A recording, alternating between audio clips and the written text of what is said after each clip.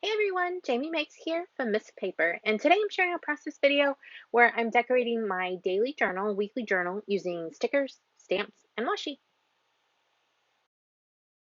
So these are the items I'm using to decorate week 2 in my daily journal. I'm starting with a pineberry paper sticker sheet. I just thought this one was really cute, and that's kind of the fun thing about this journal. I can buy cute things and use them.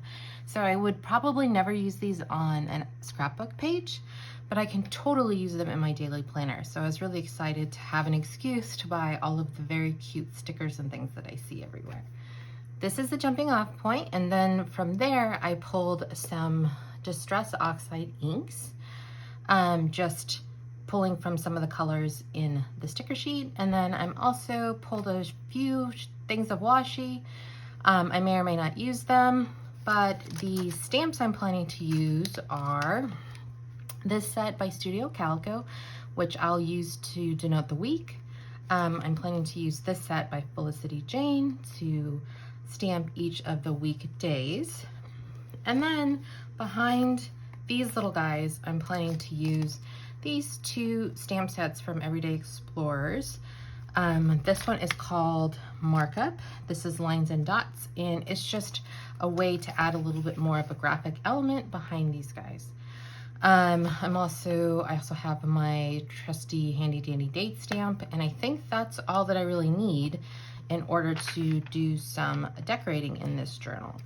So let me flip back and show you. This is a journal from Estelle and Annie Plans. It came out in the fall sometime.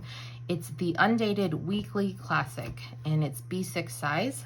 I have this beautiful Estelle case that it sits in, but when I'm using my stamp inks and stuff like that, I decide to take it out of there. And it has a bunch of the monthly planner pages, calendar days, that kind of stuff. I don't really use it for that. I may go back and put some stuff in here. I may not. I may just washi tape this whole section together and call it a day. But I did do a little bit of this back in November when I first got the journal, just kind of playing around to see what it felt like to decorate in this space and in this size, because I've never really worked in a B6 size, which is roughly like a 5x7. So this was week 42 back then. Again, just using stickers that I really liked, stamps, washi. I was learning about this specific paper and how long it takes for it, the stamp ink to dry with it. So there's some smearing and stuff like that, but I'm not really bothered by it. And then I did a second week.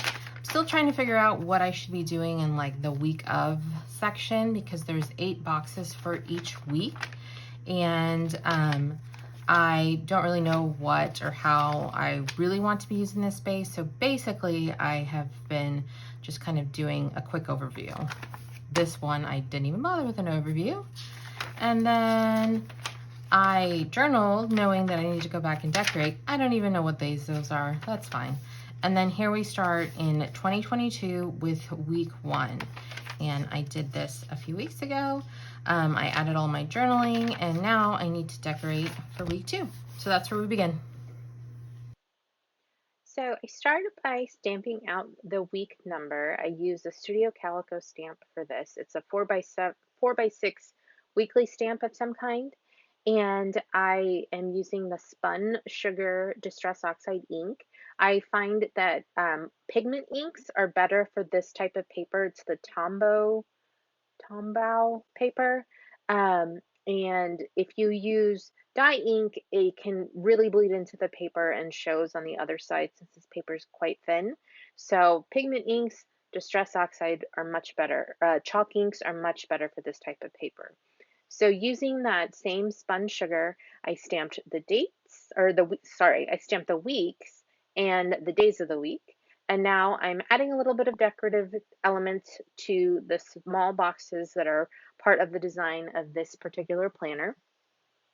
I used an Everyday Explorers stamp set to do little stars and crosses. Then I used another Everyday Explorer stamp to do like it's an oval, and now I'm adding a bit of washi. And you'll see me as I'm working on this, putting paper in between and kind of daubing to make sure that it's dry, because it does take a little bit longer. The pigment tends to take a bit longer to dry, and especially on this paper, for whatever reason, it takes just even that much longer. So I dab in between just to make sure that I'm not making a smeary mess. And then using my date stamp, I'm going in and just adding the dates. And I use that first page, the first part of the week, just to kind of play. And I will flip the page and do the exact same design on the next page. And it's just a way for me to create continuity to make sure that you look, as you're looking through this particular journal, that you can see explicitly like this is all 1 week. It has the same design. And then the new week begins and it has a different design, and it's just fun, and it makes the process so much easier to finish if I don't have to create a new design for each individual spread in this notebook. I like having two spreads that I get to do back to back, and it makes it really quick and simple and easy to do. And especially because I'm using stamps, I can reuse those stamps over and over and over again. And because I'm using washi, there's a plethora, I'm sure everyone has a plethora of washi tape available to them. So I'm making sure to use that. And then I just grab some stickers, add them to the little clusters that I've stamped, and call it good. And here are the finished pages. I posted a few still images over on Instagram at Misc Paper. That's MISC Paper. For info on the product I use, check out the links in the description box on YouTube. Thank you so much for watching. If you've enjoyed this video, please be sure to like it and or subscribe to my channel. I appreciate you. Jamie Makes, signing off.